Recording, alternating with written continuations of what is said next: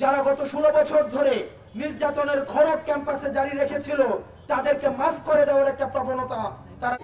আমরা চাই এটি তাদের বিরুদ্ধে প্রথম চার্জশিট আকারে আমাদেরকে মামলা করতে হবে। দ্বিতীয়ত, শিক্ষার্থীদের ন্যূনতম যে মানবাধিকার রয়েছে, থাকার জায়গা, শিক্ষার জায়গা, খাবারের যে অধিকার, সেটিকে হরণ করার জন্য তাদের বিরুদ্ধে দ্বিতীয় চার্জশিট আনতে হবে।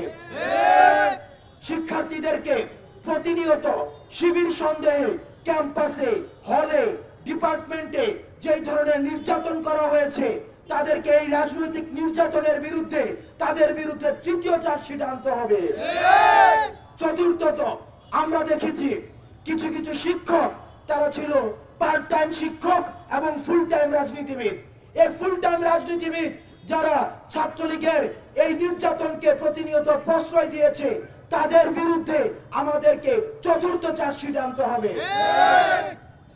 যারা বিশ্ববিদ্যালয়ের শিক্ষার্থীদেরকে প্রতিনিয়ত তাদের যে মানবিক এবং যেই ধরনের আমরা সাইকোলজিক্যাল যে ট্রমা রয়েছে, ট্রমার মধ্যে প্রতিনিয়ত গত 16 বছর ধরে যেতে হয়েছে, এবং সেটির জন্য ছাত্রলীগের বিরুদ্ধে, আওয়ামী লীগের বিরুদ্ধে এবং তৎকালীন প্রশাসনের বিরুদ্ধে আমাদেরকে পঞ্চম চার্জশিট আনতে হবে।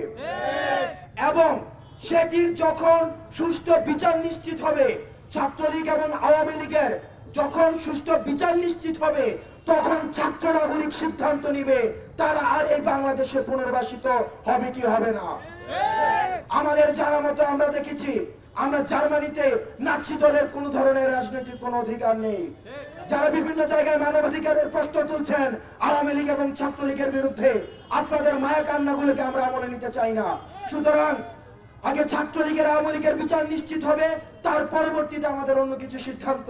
বাংলাদেশ চিরজীবী হোক, ইনকিলাব জিন্দাবাদ।